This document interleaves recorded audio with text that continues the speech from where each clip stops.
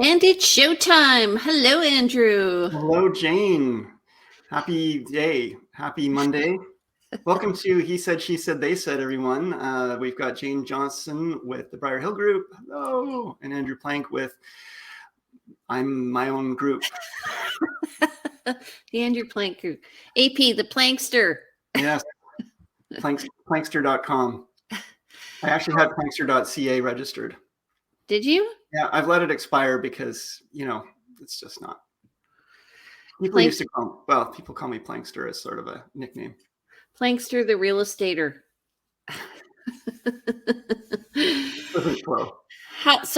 How was your week?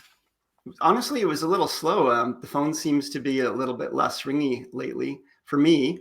Everyone has their own, I know everyone has their own little markets within markets, but yeah, it's been a little slower for me, which has been interesting to note that. But I know lots of people are busy out there. We'll look at the stats. It's interesting to see. But how was your week, Jane? I'm just teasing you a little bit here on the side. The Plankster. Oh, I see. Yes, you're now she's in the comments. Thanks, Jane. Yes, now it's immortalized. My week was good. I took an ethics course, which is part of the reason why we chose this topic today. And what else? Oh, so I had some buyers come in from Toronto, Ontario, actually, not Toronto. And they're not the same thing, by the way. You need to tell Torontonians that. Fair enough. Anyway, and so we went and viewed a lot of properties, and there's just, as you know, no inventory. And so we were walking along the street, and for sale by owner? No. Or nope. You're ruining my story. Anyway, and we saw the sign. They had seen the sign like 2 days earlier, and then it was tucked in by the garage. So I looked at it and I was like, huh. So I called the agent up and I said, hey, do you want to let us see the property? And he's like, well, I don't know where the sellers are. I'm like, they just drove in. So anyway, they left again. And so we were there with the kids. Sorry, somebody's texting me. We were there with the two kids. The kids stayed in the car. We FaceTimed them like from 10 feet away. We did the tour of the property, and then we wrote an offer before it went on the market. So we got it. Good. We offered over asking. Like, we gave them a really good offer. You kind of have to do that because, people are waiting to see what they get. So it has to be something they were already anticipating. Yeah. If you're going to get them to nudge on that. Yeah. Yeah. You feel like your clients your clients didn't have to, they're from Ontario, not Toronto. And they, it's hard to find a home from a distance. And that was a great job. Sometimes, observation is key in this business, just noticing something other people haven't. Yeah. And they're from Ontario, but they, they've been here before. So they are familiar with the area. And so they knew where they wanted to live and the lifestyle. So I think that really helps. I also talked with somebody on the weekend who actually was watching my Vancouver Island Time videos. And so, she wants something that's very specific. Mm-hmm. And in talking to, like, I find just figuring out what the lifestyle is, because often people have this very narrow focus about what they want. Yeah, and 3 bedrooms, 2 bathrooms, a certain size, and they don't. Yeah, you got to. And they miss out on stuff. Yeah. So it was, So it was interesting to try and orient people, right? What do you do for orientation? Well, I ask a lot of questions, and try to find out a little bit more about why this is important. Oh, 3 bedrooms, 2 bathrooms. Okay. 3 bedrooms because they have guests over every once in a while, or they want to have the parents come and stay, or they want a hobby room. Okay. Would an unfinished basement space work? Would it, oh yeah, that's fine. Okay. So 2 bedrooms is all right. Maybe we set up a search that's for 3 bedrooms, 2 baths, but I'm keeping an eye open for those things that are wider field. Oh, we really want a really large lot. Okay, great. Why? Oh, we just want our privacy. Okay. What if it was a smaller lot but backed onto a park? Oh, yeah, that's fine. What if the park had a dog walking path right beside it? Mhm. I have a client that they bought a place backing onto a park, and it was great. And then a few years later, the Tony Royal brought in a skate park kind of BMX track right behind the house, like right behind it. So that was cause for a reason to move. So But here's a somebody else might be like, that's perfect for my kids. I I want was that. going to say, here's a tip for newer realtors is when you go to the municipality to find out what's happening, is go with your client because Mhm. you can ask more in-depth questions about what's happening. Like, what's the rezoning on, is there any rezoning happening on this? Any applications? What are the plans in this area? What's the official community plan? Mhm. Because And yeah. early on in my career, I had my clients go. Actually, what I did was early on in my career, I went and I was told like there was going to be 60 feet of forest behind the house. And then I get a call from the agent or from the buyer who was living in the property about a year later. And they go, "Can you come over?" And It was not 60 feet, was there?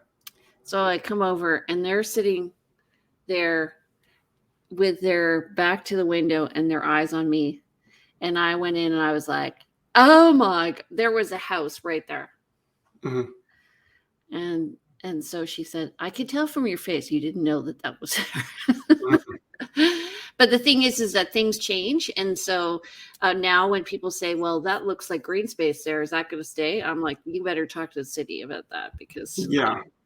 Yeah. No, I think nothing is set in stone, and especially in Langford. But certainly it helps to go to get these questions answered with your clients so that they witness this as well. Um, because we, in good faith, can go and gather all kinds of information, but it can be hard to download or convey all of it to a client. And then what is important to them may not be in our awareness. That's why we ask those questions. But you don't know what you don't know. And it's a good opportunity for the people to ask those questions. So, yeah. and sorry, this wasn't supposed to come up so quickly, but it did. I'm sorry. So, okay, we're going to just jump into this.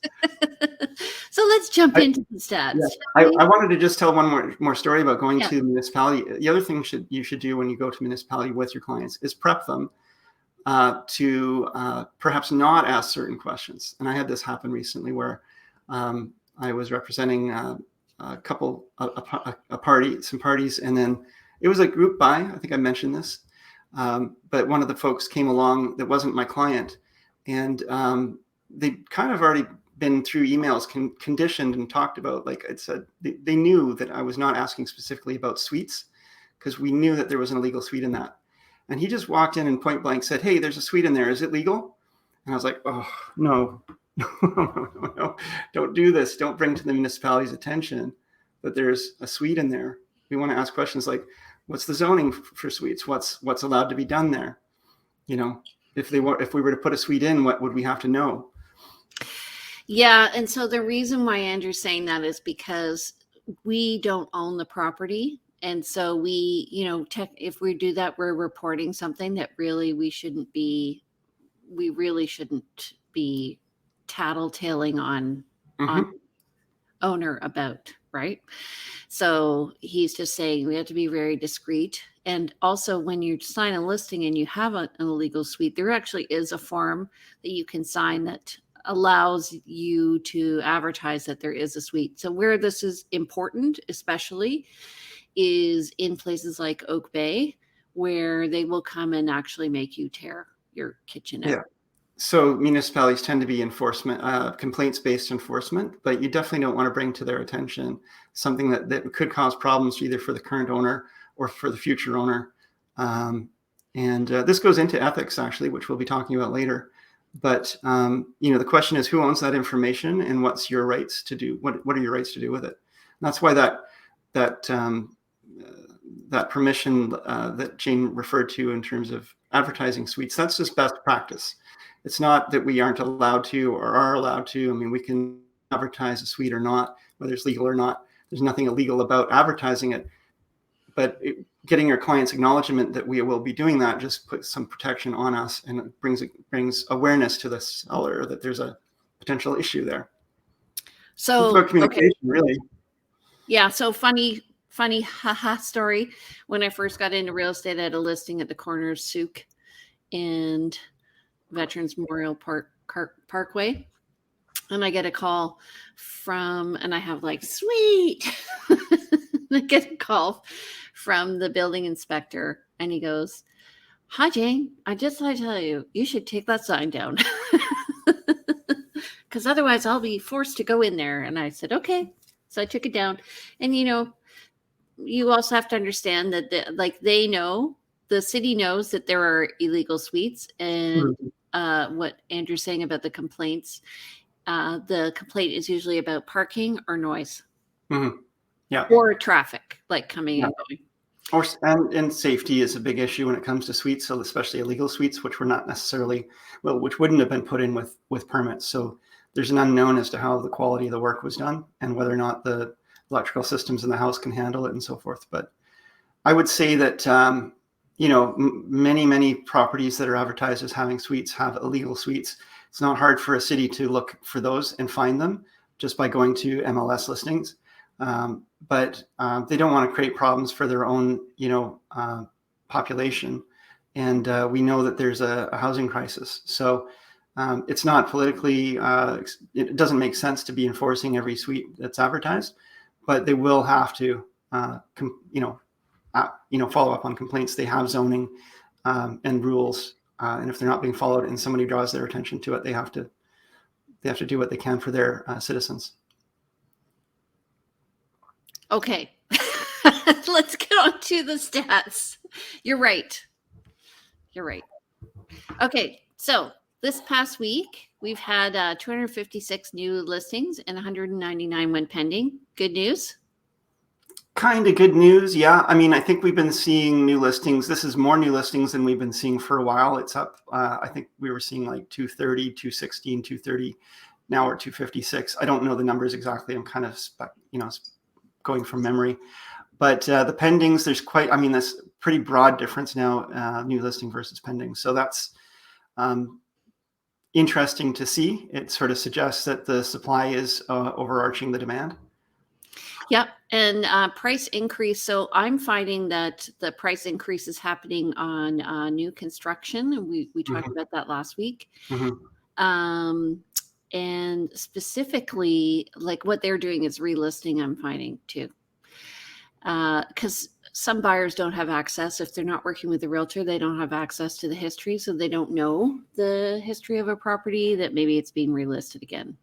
Right. At a higher price. Yeah. So those are the expires. You can see 8 expired and then 143 changed hands. Okay. Right. Yeah, I'll do the month to date market stats. So again, these stats, the first column is going to be what's happened so far in the month. The next column was for the full month of 2021 March.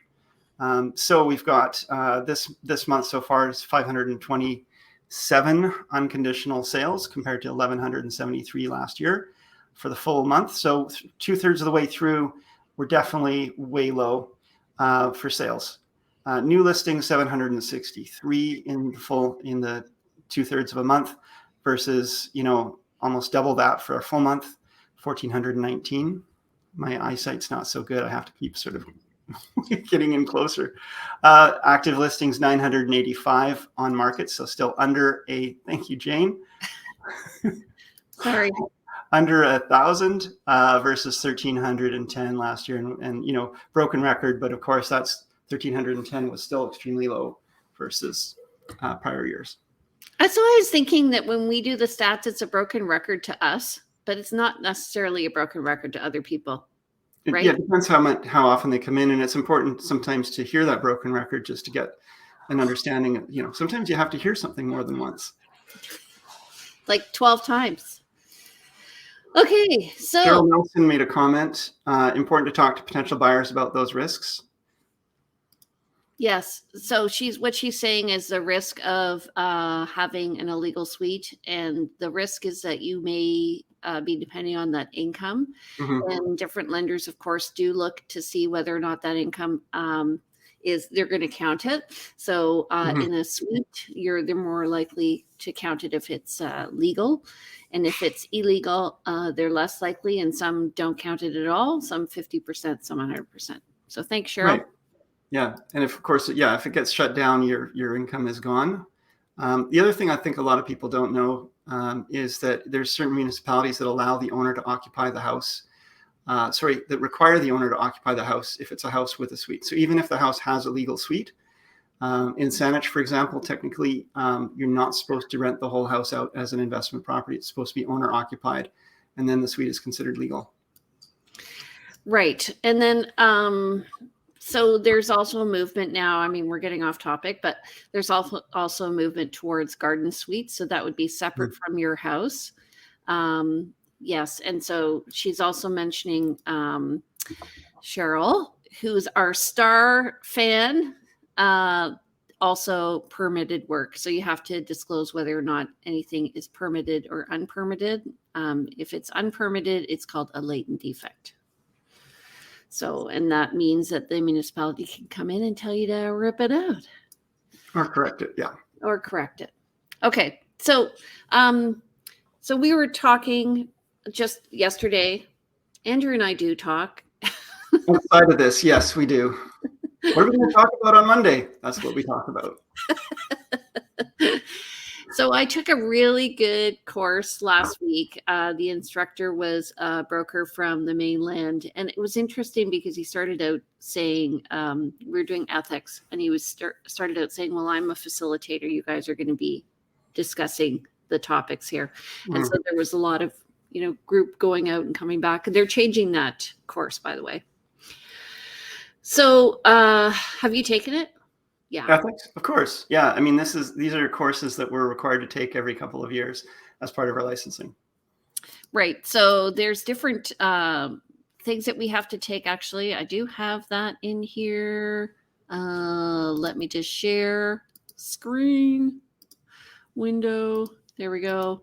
So we have to take legal update, anti-money laundering in real estate, and ethics for the real estate professional, which is changing. That topic is changing. And then on top of that, we have to take other courses. And I was reviewing them today. So some of them are interesting, like negotiating for the win and all of that. There's a lot of repeat, I find. After doing this for 15 years, many of the courses repeat, like, condo sales 101 and condo sales, 201 kind of thing. There's there's commercial sales. There's, of course, the ethics is more of we need 18 credits per year, per cycle, every 2-year cycle. Plus there's required courses. So we've got some choices in the courses we can take in terms of electives, but then the requirements are those 3 that Jane mentioned. Yeah. So one of the things that was mentioned was trust. Mm-hmm.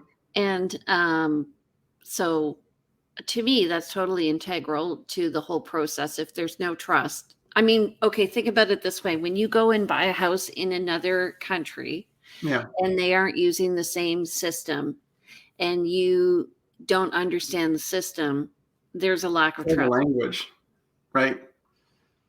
So yeah, you need to put a lot of trust in the person that is guiding you through this. So one of the things that people feel there's a trust issue with right now are the number of offers that are coming in actually coming in. And so we have a process for dealing with that. So you are required to keep copies of all of the offers in your files, and you can send them into the brokerage, but you're not supposed to. I don't think in our office, we just keep them. And then we have to disclose to the sellers every offer, disclosure of remuneration. Right. And I guess if a buyer's agent is not trusting on that, they could go through their realtor to their managing broker to ask the other managing broker for records of the how many offers were there? Can we confirm that you got the proper paperwork and all of the proper disclosures were filled out? Because we were told there were 10 offers, and in fact, maybe there were not. Now, there's a lot of trust in this business, just not necessarily even just between clients and realtors, but realtor to realtor has to have a lot of trust. And so I want to take this a step higher, Jane, before we go into like the pieces of discussion. But let's talk about what are our legislated requirements and what's. So let me get into this. We have, Jane and I are members of the Victoria Real Estate Board. It has its own code of ethics. We have rules and regulations. We have code of ethics we have to adhere to when we're to be members of the Victoria Real Estate Board. We're also members of the BC Real Estate Association, which has its own, again, rules and regulations, code of ethics. We're members of the Canadian Real Estate Association, another level of real estate, and it has its own codes of ethics. There are there's oversight and there are protections, and if we can lose our licenses or at least be kicked out of these organizations for not meeting these. And then, of course, we have the laws of the land. We work under the law of agency, generally speaking, which means that we are really put on there's a mantle that falls on our shoulders that says we have to treat our clients as, their interests as if they were our own. And put them before our own. Put them even before our own. So that means that, if my client is interested in a property that I might have personal interest in, I have to let go of that personal interest. It's my client's interests first. And that's the law. This isn't about ethics. This is about the law of agency. But they all kind of intermingle. Yeah. And so some things may be legal, but they may not be ethical. Yeah. And this is where agents can get a bad rap, but also maybe it's a problem with the system, maybe it's a problem in society, who knows, but we get, and it depends on who's, we find that we get our clients, we work with people that we tend to agree with, or, we tend to, when you get that little tingly, you may not want to work with someone who you feel is going to put you in an awkward spot. But we are legally obligated to follow our clients' lawful instructions to help them buy or sell a property. And if those lawful instructions are legal, but immoral, and they're legal, but immoral, and also maybe come up against the code of ethics of our boards and so on. We have to walk away. Yeah, well, we have to walk away, but we have this legal, we've got this legal obligation to follow. So we have to have a conversation. And sometimes you're kind of stuck in this. Yeah. So sometimes, you're asked to do stuff. You have to explain you have to go through a document called Disclosure of Representation and Trading Services and just explain the fiduciary duties. But often when you're listing a property and the client says, well, I had this problem a number of years ago, but I fixed it. I'm like, how did you fix it? Did you have a professional come in? You need to ask the questions to see whether or not there is a real problem, whether or not it was really fixed. So, like, for example, recently there was a house with a perimeter drain that was fixed by the seller, or the seller had it fixed. Well, it wasn't done professionally. Mm-hmm. And so that was a latent defect because it wasn't done according to the code and nobody could really examine it. So how did this so we're speaking about ethics. So how did this play into ethics for the realtors involved? Actually, I don't think the realtor knew about it until after. But if you do know it, you have to say this was done and it wasn't done by a professional. That's the ethics of there's a conundrum here. The test is if this were to come out in a newspaper and a big headline, do you want to be the realtor who picked the peaches off of the tree in the backyard? Or do you want to be like the person who told your clients, listen, even though there's no one living here, we can't pick those peaches. Right. Yeah. Or like, I always say, always disclose because it's always going to come out in the long run. Do you want your neighbors to be the ones to tell the current owners that you were the one digging the trenches around the property. Just say that you did it. Right. Yeah. I mean, once the information is honestly disclosed, then people can make good decisions around it. There's, speaking of ethics and our duties and so forth, we can't just stick our heads in the sand either. We can't list a property and not do good research, because if it's something, if something another agent would reasonably be expected to do and we don't do it, then we can be held responsible for it. So, from, a professionalism and ethics kind of standpoint, we can't just say, la, la, la, I don't want to hear about it. Don't tell me this stuff. um, we're supposed to ask some questions and determine what we can about the property. And if there's something that the client says sort of offhand and it kind of triggers something, maybe we should dig a little deeper to find out.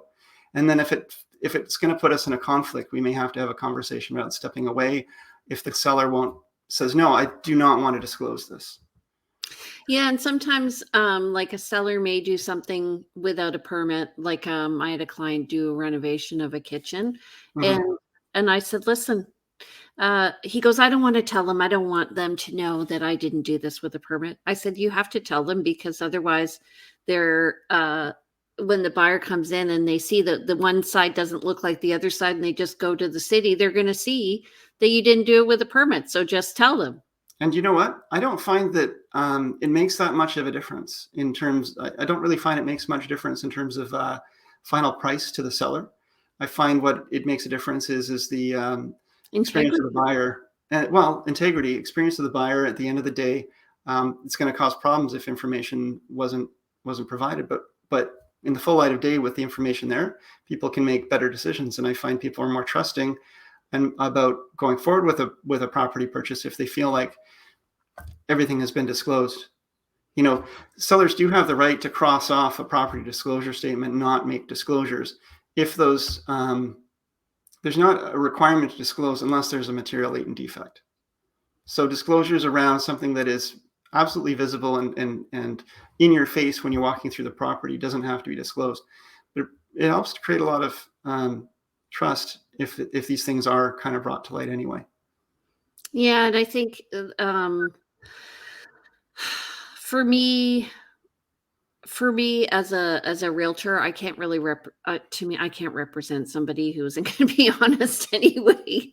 I'm like, Mm-hmm. and Yeah. I think I've helped some sellers save their own butts, because they've uh, you know, wanted to keep things close and feel, I don't know, like Well, it's to people this. are primed that way, Jane. I mean, there are people out there that are not trusting in the process. You just gave an example earlier about going to another country and you don't really know what you're getting into. For many people, even local people here, coming to a real estate agent is not something they do often, and so they are coming to a new country in the sense that they haven't. This is a very foreign experience for them, and they don't know if they can or should trust the process. And they've heard many things from society and from news media and so forth that you have to be careful.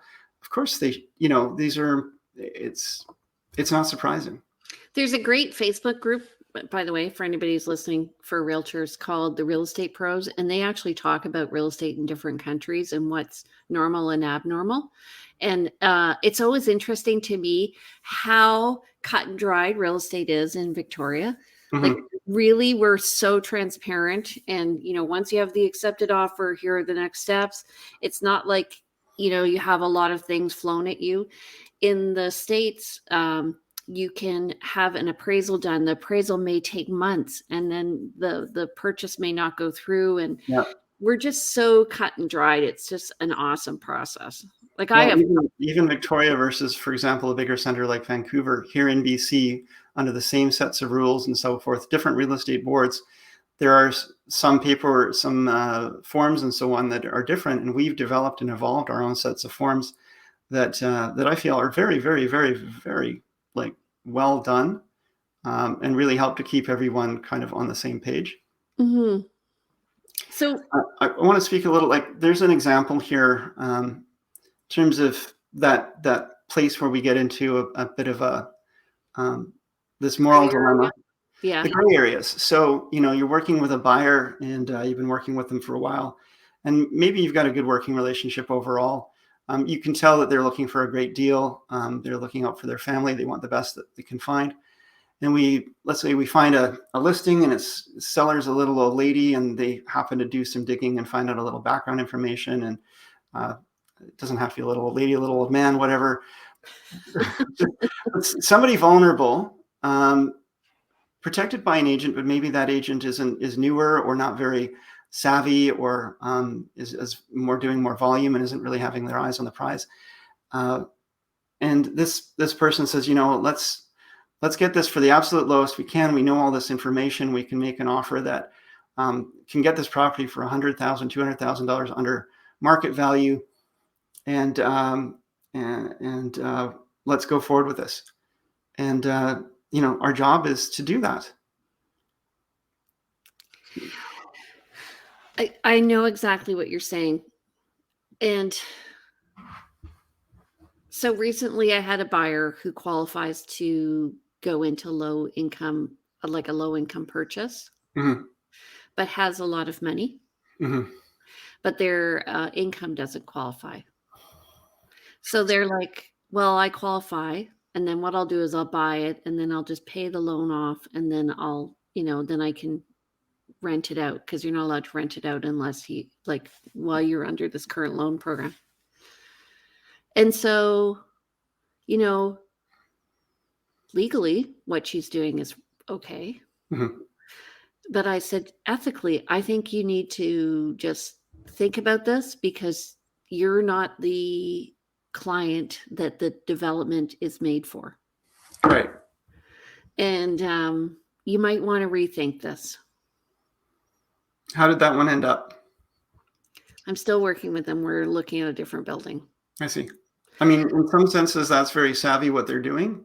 On another sense, yeah, it's maybe keeping someone else who is maybe more in need from finding or making use of that utility, that tool.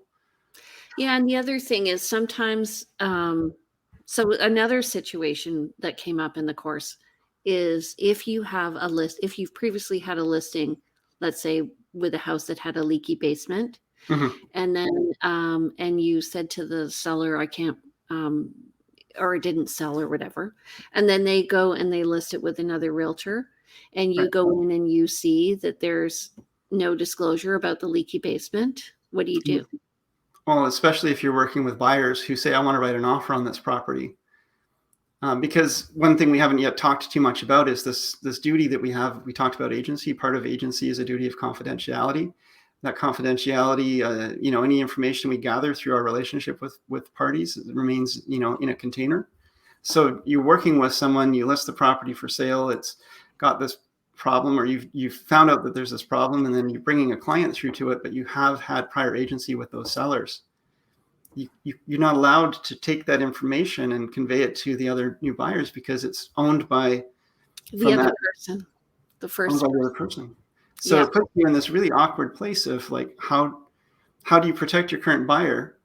And this might be a place where you have to say, look, I'm bound by confidentiality. I did have a relationship in the past around this. So there's, full disclosure of anything that could affect your client's decisions, but there's certain things I can't tell you about this property. Take that as Yeah. As information that you should probably take very seriously.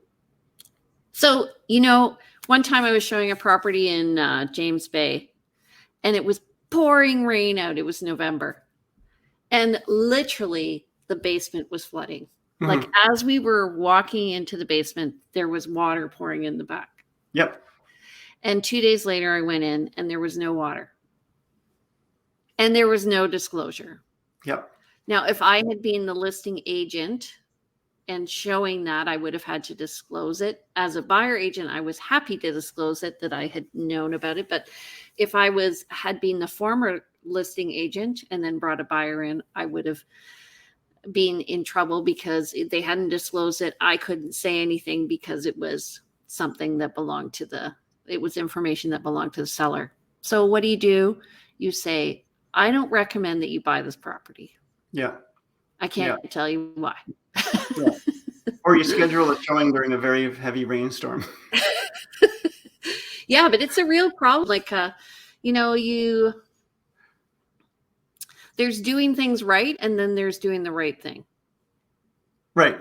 Yeah, and it definitely following the letter of the law versus the intent of the law, or the intent of ethics, or the intent of, and ultimately, people, everything finds its level. People find the realtor for themselves. They find, everyone's got their own sense. Like I was going to talk to you also about your personal sense of morals and ethics. Like you have your own sense of what's important to you. It may come from spirituality. It may come from, people in your life that you've grown up with, but you've developed it over time. And it's how you relate to the world, and it's how you feel okay being in the world, and how you act in it. So, yeah. This is why I like working with you, Andrew, because I think you have I think you're really dialed in with what your values are. So, like, if I ever want to talk to somebody and really get good insight, I call Andrew up. Aw, thank you. You're welcome. Platonically, I love you. I have a real estate crush on you. We thank you.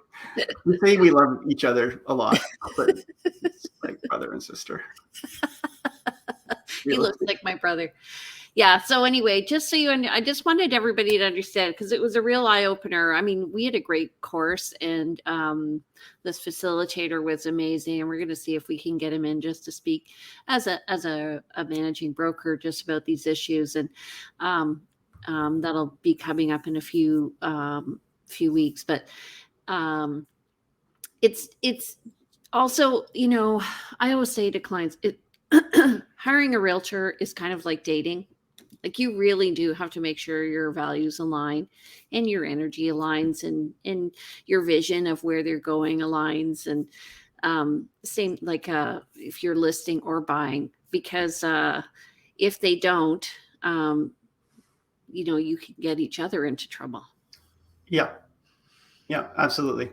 And I hate, like, just this, I'm saying things as they come to me, which is what I tend to do. But if you are a person with whose morals don't align with what we're talking about here today, then you will probably be able to go out and find an agent who may, be more willing to skirt rules, or do things that may not be in alignment. And marriage made in heaven in one sense, but you're also more likely to get yourself in trouble. And the other. Yeah. Okay. Any closing thoughts? Well, I think it's an interesting topic. I think it's, I also find it interesting. Jane and I were talking about this before this week, and before, like, much of our audience appears to be realtors. Yeah. Which is quite funny to us, because some of our conversations are very realtor related. I mean, and it's really important, I think, for us all to be part of this discussion. I'd love to hear more from our colleagues and have them step in. We don't mind. I think, Jane, you can speak to this, but we don't mind to hear from other realtors, their thoughts, and get some feedback in this. And to me, that makes this more interesting to the public and to the people we also want to, have hearing our messages. So thank you, Cheryl. Yeah. And if you guys ever have any questions, or you want any coaching, give us a call. How do they reach you, Andrew? Please reach out, best to phone or text at 250-360-6106 to reach me directly. For general inquiries, info@andrewplank.com is my email. And then website, andrewplank.com, has useful information. I do have on my blog copies of these shows, and also some video showing a little bit more about how I work and services I can provide you. Jane, let's hear it.